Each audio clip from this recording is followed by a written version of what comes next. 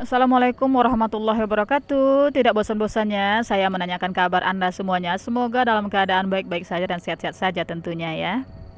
Rahasia majikanku sudah memasuki part yang ke-27. Sedikit lagi cerita ini akan tamat. Semoga cerita selanjutnya yang saya suguhkan untuk Anda dapat menarik perhatian Anda semuanya. Dan ceritanya juga menarik tentunya. Jangan lupa subscribe dulu agar Anda bisa mendapatkan pemberitahuan bukan nantinya setelah cerita ini tamat. Selamat menikmati part 27. Apa yang terjadi padaku, Bu? Mengapa kalian sedih sekali? Ibu menggeleng, tetapi air matanya terus mengalir. Firasatku mulai buruk. Pasti ada sesuatu yang terjadi padaku. Tetapi ibu tak mau mengatakannya. Katakan, Bu. Ibu menarik lengan Ferdi dan Teddy. Ia membawa anak-anak keluar ruangan. Tak lama, ia kembali seorang diri. Air mata itu masih saja mengalir bagai sungai kecil di pipinya.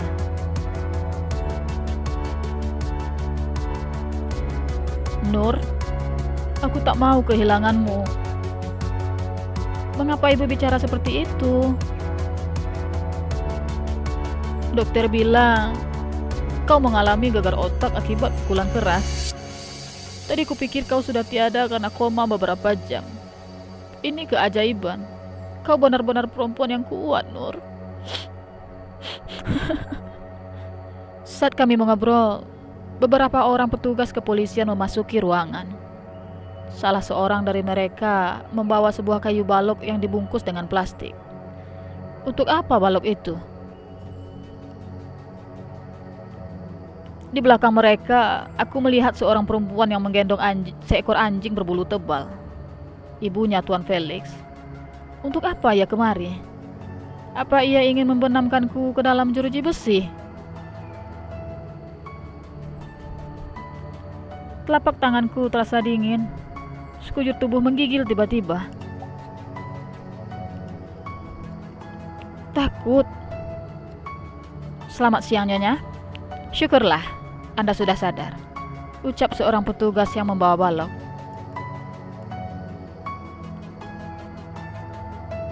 Aku tersenyum tipis. Tak tahu sakit luar biasa dan mual rasanya ingin muntah.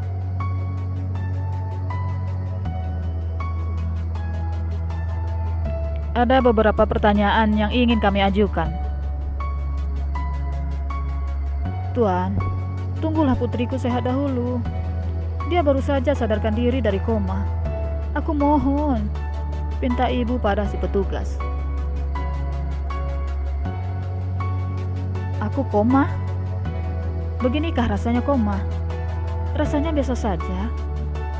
Sudah berapa lama aku di ruangan ini? Seorang lelaki bertubuh pendek, mengenakan jubah berwarna putih memasuki ruanganku. Ia tersenyum pada para petugas termasuk ibu dan ibunya Tuan Felix. Maaf, saya butuh privasi untuk memeriksa pasien. Ia baru saja sadarkan diri dari koma. Saya harap Tuan dan Nyonya bersedia menunggu di luar, ucap lelaki itu pada mereka. Sang petugas menghembuskan napas berat seperti tidak suka. Tatapan ibunya Tuan Felix juga sangat tidak mengenakan pada lelaki berjubah putih itu.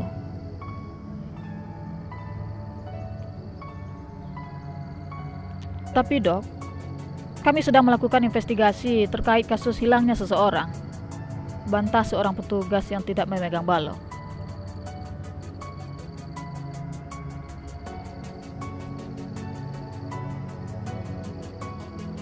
Ternyata lelaki berjubah putih itu dokter yang menanganiku di rumah sakit ini. Kupikir hanya perawat biasa.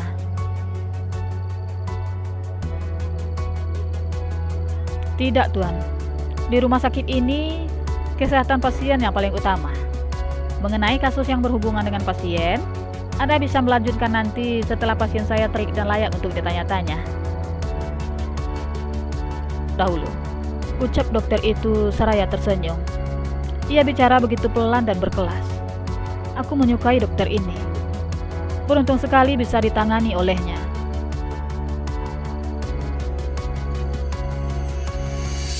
Baiklah, kami akan menunggu di luar. Setelah itu, kami akan bertanya kembali.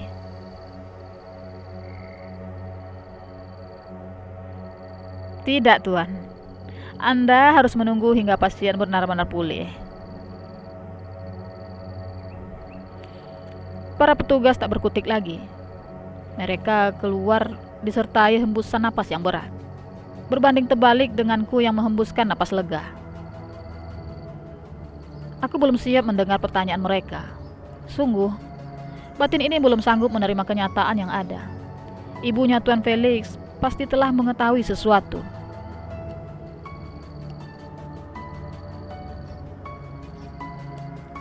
Apa yang Anda rasakan saat ini, Nyonya? Tanya dokter padaku dengan wajah ramah. Ia memeriksa tekanan darahku dan detak jantung. Saya merasa mual. Itu hal wajar. Anda mengalami gegar otak. Kalau seandainya ingin muntah, keluarkan saja. Jangan ditahan. Seandainya muntah ini keluar, mungkin sedikit lebih baik. Masalahnya hanya rasa mual tanpa ada muntah.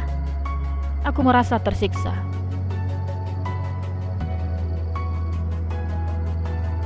Kepala saya sakit sekali, Dok. Tentu saja, hantaman benda tumpul di bagian tengkorak kepala menimbulkan rasa sakit yang luar biasa. Anda termasuk orang yang kuat. Biasanya pasien yang mengalami hal yang sama tak akan sanggup berbicara. Oh iya, secara umum, gagal otak bisa menyebabkan masalah.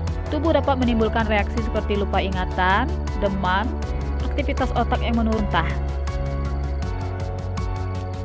Dilihat dari hasil ronsen, otak Anda tak mengalami luka serius. Nanti akan saya beri obat penghilang rasa sakit ya. Terima kasih, Dok. Sama-sama. Besok lusa Anda sudah bisa pulang. Selamat beristirahat, Nyonya. Iya, Dok. Syukurlah, otakku tak mengalami kerusakan. Tengkorak kepala ini sudah beberapa kali menerima pukulan. Pernah satu kali terjatuh di lantai rumah Nyonya Vivian sewaktu mencari tahu tentang Felicia.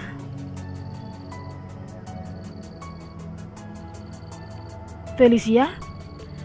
Bagaimana kabar anak itu?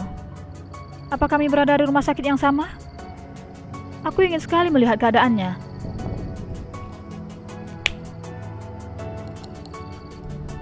Setelah selesai memeriksa, dokter tersebut keluar dari ruanganku. Sekarang yang menjadi beban pikiran, siapa yang akan membayar biaya rumah sakit ini nanti? Aku tahu ibu tak ada uang.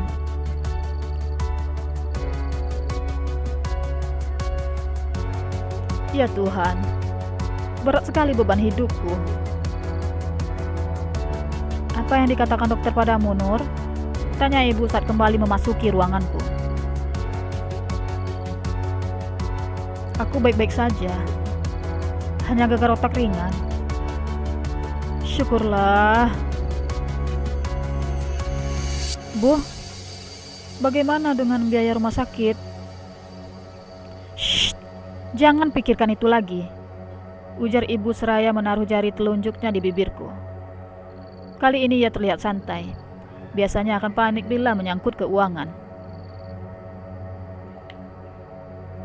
Apa ibu berutang lagi? Tidak, itu yang paling penting lah. Di otak ini ada beribu tanda tanya. Dari mana perempuan yang kucinta ini mendapatkan uang untuk biaya rumah sakit?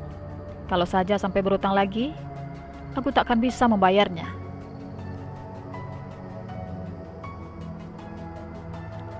Mengapa ibunya Tuan Felix ada di sini, Bu? Nyonya Margaret? Nur, maafkan aku. Dialah orang yang telah bersedia membiayai pengobatanmu di rumah sakit ini. Apa? Mengapa orang itu mau membayar, Bu? Aku juga baru tahu kalau dia ibunya Tuan Felix. Nyonya Margaret adalah majikan ibu waktu kau masih kecil dulu. Aku tak ingat wajah anaknya setelah dewasa. Sekarang aku menjadi sangat takut andai dia tahu kau yang membantu Nyonya Vivian mengubur Tuan Felix. Aku takut sekali, Nur. Bu, mengapa aku dibawa ke sini? Padahal ibu tahu kita tak punya uang. Nyonya Margaret yang membawamu. Dia berkunjung ke rumah Nyonya Vivian dan menemukanmu tergeletak di lantai. Nyonya Margaret menghubungi polisi dan kau dilarikan ke rumah sakit ini. Setidaknya begitulah yang dikatakan Nyonya Margaret padaku.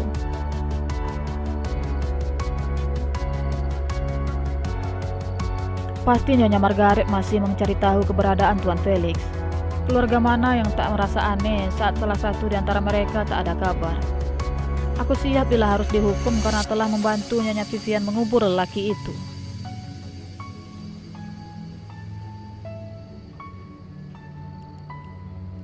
Halo Nur, aku tak menyangka kau anak dari Hilda.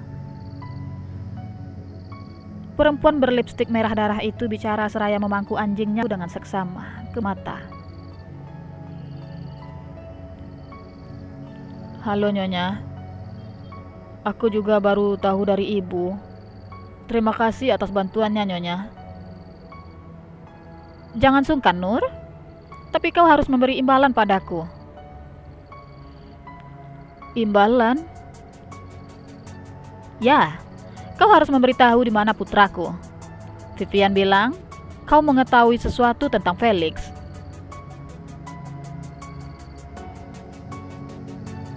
Tuan Felix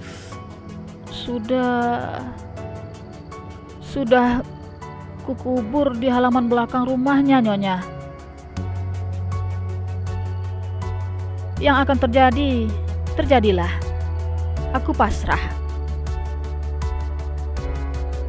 Terima kasih sudah menyaksikan part ini sampai habis. Nantikan part selanjutnya ya. Assalamualaikum warahmatullahi wabarakatuh. Mwah.